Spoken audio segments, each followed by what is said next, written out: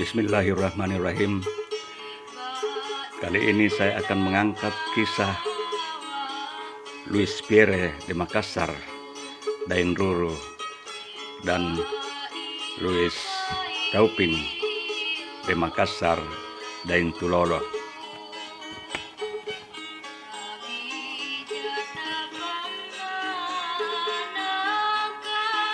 Perjanjian Bungaya tahun 1667 mengakhiri perang panjang selama 13 tahun antara kerajaan Goa yang dipimpin oleh Sultan Hasanuddin dan POC, dalam hal ini adalah kerajaan Belanda. Walaupun disebut sebagai perjanjian damai, namun seluruh isi perjanjian menunjukkan sangat merugikan kerajaan Goa atau kerajaan Makassar. Sejak perjanjian Bungaya ditandatangani, beberapa petinggi kerajaan Goa tak bisa menyembunyikan rasa kecewa. Di antaranya adalah Karaing Galesong, Karaing Karunrung, Ipatima Dain Takonto, Karaing Campagaya, Iadulu Dain Mangalle, dan beberapa raja dari kerajaan yang menjadi sekutu kerajaan Goa atau kerajaan Makassar.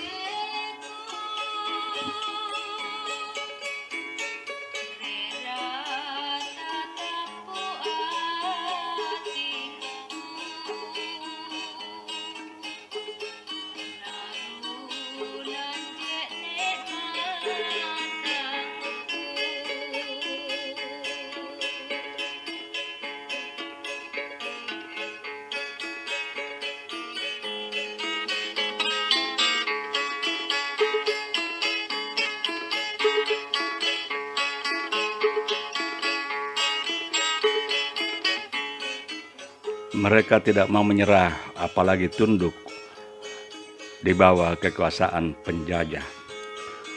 Mereka berniat untuk terus melanjutkan perang terhadap Belanda karena ruang gerak semakin terbatas, dan untuk menghormati kesepakatan yang telah dibuat oleh kerajaan Goa dengan pihak POC Belanda, maka mereka memilih untuk melanjutkan perang di tanah Jawa.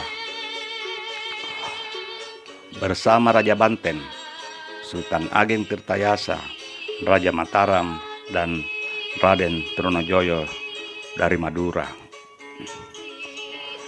Hal yang sama terjadi pula di Banten. Pada tahun 1682 Masehi, Sultan Ageng Tirtayasa berhasil ditangkap oleh Belanda. Syekh Yusuf yang membantunya bersama sisa pasukan yang ada harus mundur ke hutan sampai ke daerah Karang, Tasikmalaya, dan akhirnya menyerahkan diri juga dan dibuang ke Ceylon, Sri Lanka, dan selanjutnya dibuang lagi ke Cape Town, Afrika Selatan. Saudara dari Karaing Galesong, yaitu Ipatima Dain Takonto, Karaing Campagaya, berlayar ke kerajaan Mempawah, Kalimantan Barat. Sementara Iadulu Dain Mangalle bersama istri dan anaknya, Dain Ruru dan Dain Tulolo, serta sisa pasukannya yang masih hidup, berlayar ke kerajaan Siam, Thailand. Dain Mangalle meninggalkan Banten dan 250 orang sisa pasukannya pada tahun 1674 menuju kota Ayutthaya di kerajaan Siam, Thailand. Di sana mereka diterima dengan baik oleh Raja Siam. Awalnya, rombongan Dain Mangalle memiliki hubungan baik dengan kerajaan Siam, tetapi sebuah konflik kecil terjadi pada tahun 1686 Masehi yang mengakibatkan terjadinya peperangan antara mereka. Ini bermula saat orang Melayu dan orang Campak merencanakan pemberontakan terhadap Raja Siam. Rencana pemberontakan itu juga diketahui oleh Iadulu Dain Mangalle. Akhirnya Raja Siam mengetahui rencana pemberontakan tersebut dan meminta agar datang meminta maaf kepadanya. Akan tetapi hanya orang Makassar saja yang tidak mau meminta maaf, karena memang dia beranggapan bahwa dia tidak pernah merencanakan pemberontakan.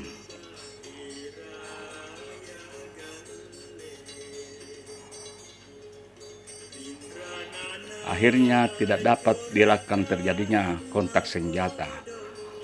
Perlawanan pun pecah. Pasukan Dain Mangalle yang hanya 250 orang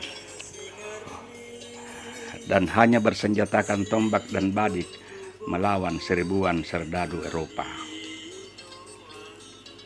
Daerah sekitar Chao Phraya jadi medan perang sengit selama 3 pekan beruntun.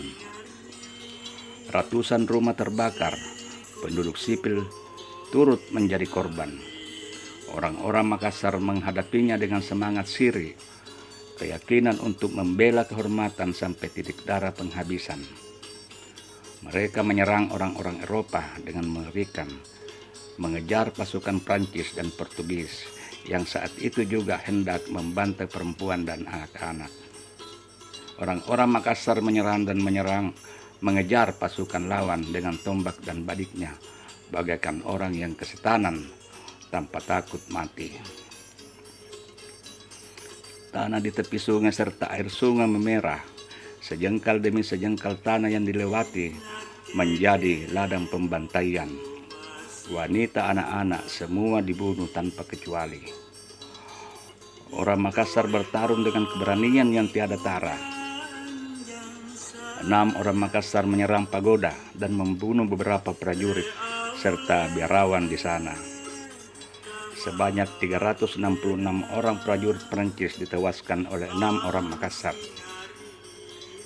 Siasat licik pencegahan kapal dengan harapan menangkap para pemimpin pemberontak dari Makassar malah berakhir nihil.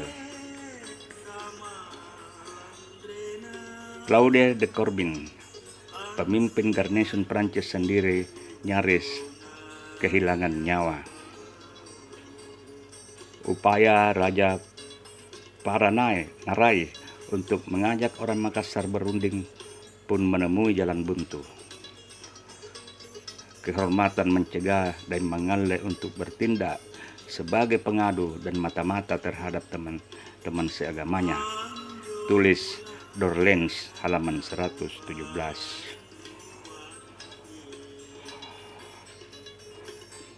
Setelah kehabisan cara membujuk orang Makassar, akhirnya koalisi Ayuta Eropa melaksanakan pengepungan Kampung Makassar pada tanggal 23 September tahun 1686. Raja memerintahkan serangan besar-besaran ke perkampungan orang Makassar. Akhirnya prinsip orang Makassar menghadapi tantangan. Sekali layar berkembang, pantang surut, balik ke belakang. Menyadari bahwa sudah tidak ada kemungkinan lain selain bertempur sampai mati. Dan setelah menyadari mereka tak akan memenangkan pertempuran, banyak di antara mereka terpaksa membunuh istri dan anak-anaknya untuk menghindarkan keluarga mereka dari perbudakan dan diperkosa. Beberapa pasukan Siam harus mundur menghadapi perlawanan orang Makassar yang sangat berani dan nekat. Bahkan seorang saksi sejarah peristiwa ini menuliskan kekaguman mendalam terhadap orang-orang Makassar. Belum pernah ia melihat ada bangsa yang seberani bangsa Makassar.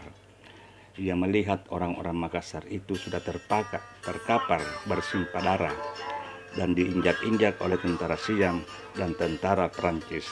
Akan tetapi dengan seketika orang Makassar yang sudah terkapar dan bersimbah darah itu bangkit dan membunuh 2 orang tentara Perancis yang ada di dekatnya, lalu kemudian ia mati perlahan-lahan.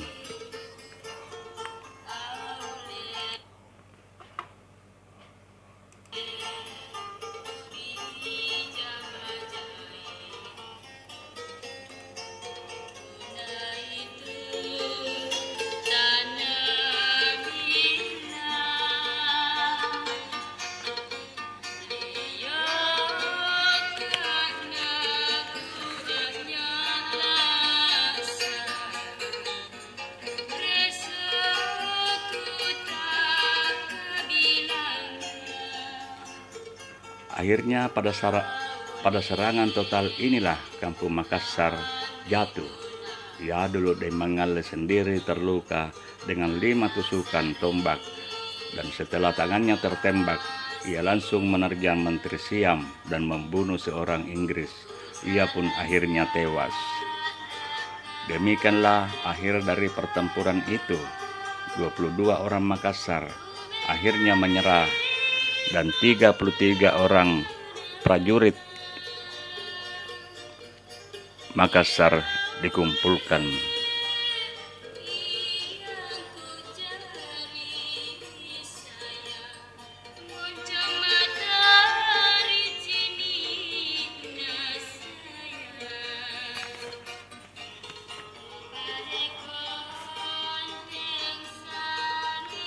Perlakuan terhadap orang Makassar yang tersisa sungguh tak terperikan kejamnya. Ada yang dikubur hidup-hidup, dikubur berdiri sampai leher, dan mati setelah diperlakukan dan dicemoohkan serta dihinakan tanpa belas kasihan. Sejarah ini diceritakan sendiri oleh Porbin dalam catatan harian yang ditulisnya selama masa penugasannya menumpas pemberontakan orang-orang Makassar di Ayutthaya, Thailand. Catatannya menyebut bahwa perlawanan sekitar 200-an orang Makassar menewaskan tidak kurang dari 1.000 serdadu Ayutthaya dan Eropa. Riwayat Demangale beserta pengikutnya rupanya membekas pada warga lokal. Penduduk Siam mengagumi keberanian orang-orang Makassar yang menghadapi ribuan tentara.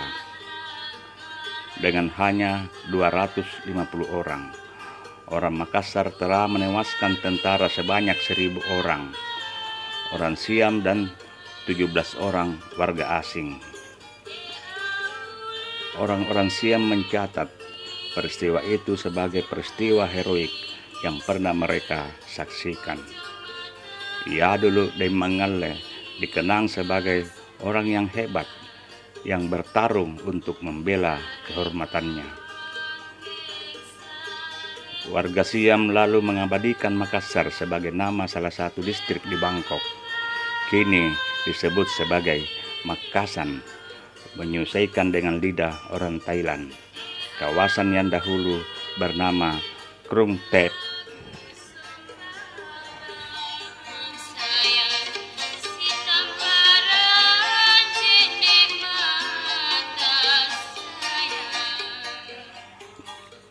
Hal tersebut dikemukakan oleh etnolog Makassar tersohor Christian Pelras melalui artikelnya yang terbit pada tahun 1997.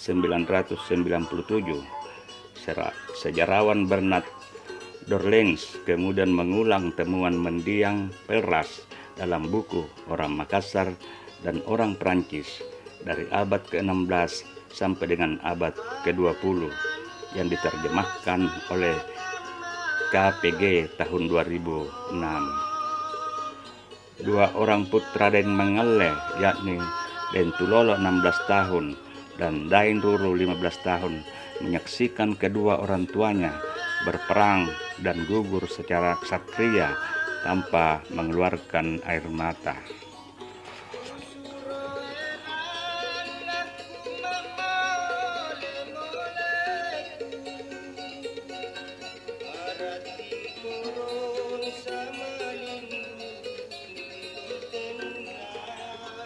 Darah ksatria yang mengalir dalam tubuh keduanya membuat tentara Prancis tertarik membawa keduanya ke negaranya. Mereka akhirnya tiba di pelabuhan Paris pada tanggal 10 September 1687 setelah meninggalkan Bangkok setahun sebelumnya. Raja Prancis waktu itu, yakni Raja Louis ke-14 yang berkuasa tahun 1643 sampai tahun 1715, mengambilnya sebagai anak angkat dan tak membiarkan hidup Ben Ruru dan Dain Tulolo terlunta-lunta. Raja yang bernama lengkap Louis Deudon memberi sokongan finansial dan akses pendidikan dengan alasan kelas sosial kedua pangeran. Namun sebelum mengenyam kehidupan aristokrat di Prancis, kedua pangeran itu dibaptis dengan nama Kristen. Keduanya pun memiliki nama Prancis, yakni Dainruru menjadi Louis Pierre de Makassar Dainruru, sementara Louis Dauphin de Makassar Daintulolo disematkan pada Daintulolo. Setelah itu mereka kemudian didaftarkan ke Collège Jesuit Louis Le Grand Paris untuk belajar bahasa Prancis secara intensif. Setelah pasi dengan lidah negeri keduanya, anak kakak beradik ini melanjutkan pendidikan di sekolah tinggi Clermont dan lulus sekolah tinggi. Louis Pierre Dainruru dan Louis Pierre Daintulolo kemudian diterima di Sekolah Perwira Angkatan Laut Brest setelah melalui seleksi yang ketat. Sekolah tersebut punya reputasi bergengsi lantaran mencetak perwira-perwira berasal dari kalangan aristokrat saja yang lihai dalam urusan pelayaran dan kelautan. Lulusnya mereka pun disebut jadi bukti perhatian Raja Louis ke-14. Namun status bangsawan membuat keduanya jadi kadet yang tinggi hati. Kedua taruna ini menjadi amat sulit diatur dan merasa lebih tinggi daripada yang lain yang tentunya sesuai dengan orang Makassar yang berdarah biru. Mereka memandang perwira lain sama terhormat dan sama pintar dengan mereka, tetapi berasal dari kelas yang rendah, tulis Dorlens pada halaman 124. Karir Dainruru di Angkatan Laut Kerajaan Prancis rupanya melesat dengan cepat. Lulus pada usia 19 tahun, hanya 2 tahun setelah menjadi kadet Angkatan Laut, ia langsung menyandang pangkat letnan muda yang setara dengan letnan di Angkatan Darat.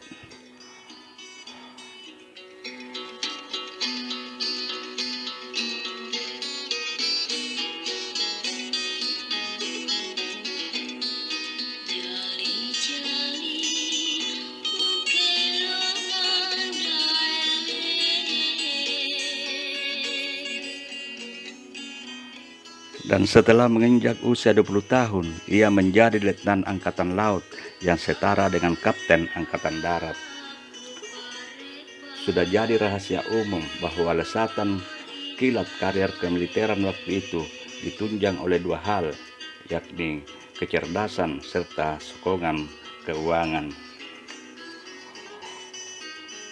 Pengetahuan kelautan dipastikan berasal dari darah pelaut sang ayah, mendiang Iadlu de Mangalle, sementara materi jadi tanggung jawab Raja Louis XIV sepenuhnya.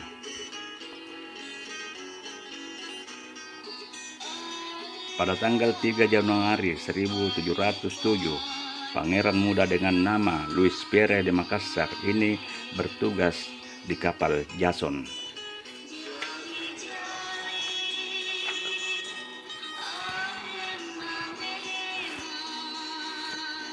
Kapal dengan 54 buah meriam yang bertugas memburu kapal penyerang Belanda Vlissingen. Tak lama setelah itu, ia bertugas di kapal Grand yang mengambil bagian dalam armada laut Laksamana Ducasse. Pada tanggal 19 Oktober 1707, armada laut itu tiba di Havana untuk membantu Spanyol bertempur melawan Inggris. Namun pangeran dari Makassar itu gugur pada tanggal 19 Mei 1708.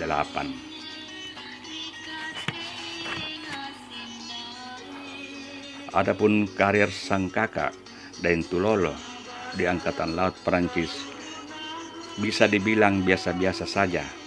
Ia lulus pada tanggal 18 Mei tahun 1699, namun harus menunggu selama 13 tahun agar diangkat menjadi letnan muda. Pangkat tersebut resmi disandangnya pada usia 38 tahun dan tidak berubah hingga akhir masa hidupnya.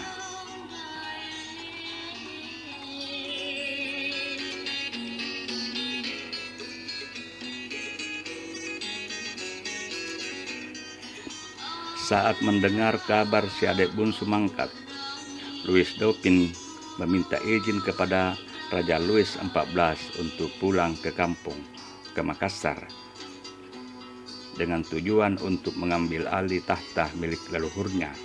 Namun tak disebutkan apakah Dain Tulolo berhasil atau tidak.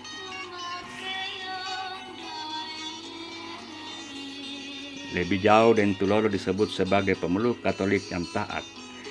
Ia sempat aktif mendirikan ordo kesatria dan mempersembahkan sebuah gambar untuk perawan Suci Maria yang sempat diletakkan di Katedral Notre Dame. Gambar tersebut kemudian dicabut lantaran yang bersangkutan telah kembali ke agama nenek moyangnya dengan alasan poligami pada halaman 125.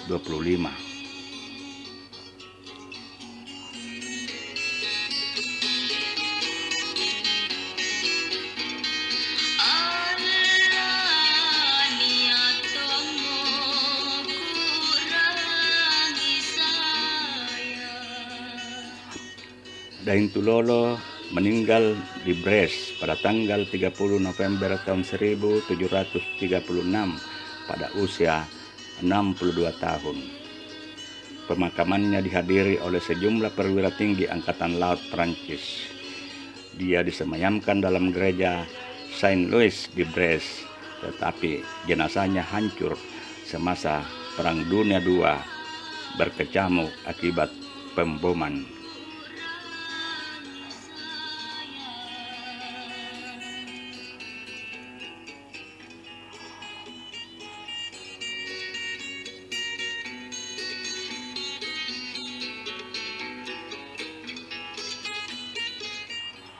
Menurut Nasaruddin Koro dalam bukunya Ayam Jantan Tanah Daeng, dari Louis Pierre de Makassar dan Louis Dauphin putra dari Mangalle inilah kakek moyang si Napoleon Bonaparte.